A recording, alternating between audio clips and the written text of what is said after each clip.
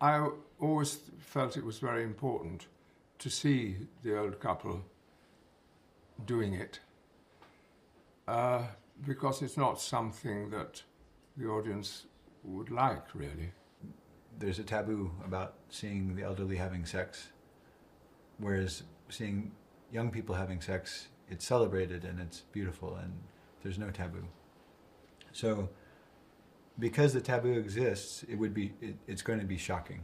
So I wanted to do the opposite in this presentation. I wanted to say this is the most banal, non-titillating way to show two people having sex. The film brings, the conflicts that someone can have having to deal with elderly people going to dementia and the system, and the questions about sexuality. Is it possible to have to make love to a woman who has dementia, or vice versa with a man, because there's the consent question that is being brought. So what I love, incarnating in this film is the being caught between different generations, the younger and the oldest, and how do you deal with it when you're responsible of your children raising into desire, into love making for the first time, and the other side when it's sort of you feel like you're descending into a nightmare, because then you cannot predict the kind of situation before you live it. Putting your mother or father or stepfather or whatever into a care house is terrible. It feels you're abandoning your your family. You're abandoning. Yeah, Annie, who plays my wife, her husband in real life, she is very ill, and she's promised him that he won't go in a care home,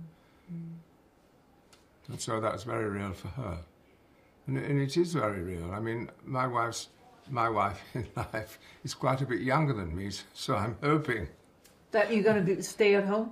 Yeah. Yeah, I understand. I was needing advisors to vet the script and go through the scenarios and say, this would happen, but that would not happen. In fact, it would be this way, and I would say this instead. And so the script became very fluid, and these consultants changed the script with me to reflect reality, the accuracy of their real situations that they encounter every day. And so then I knew I would cast them.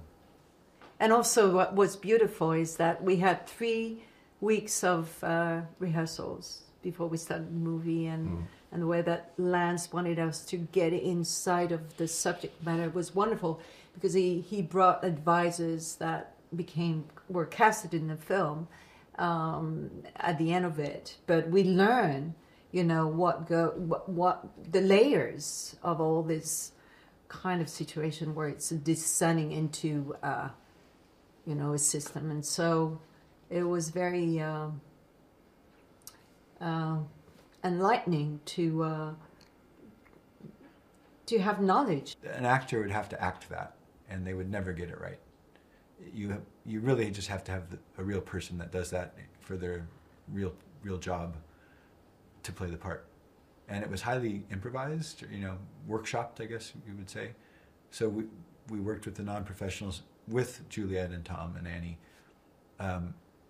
in a lot of workshopping for weeks beforehand. And the scenes were gradually developed that way. So there is this warmth about it, yeah. And we laughed a lot, which maybe you have to do that when you're doing in something that's very sad. Dramatic. But it's also very human. Yeah, very human.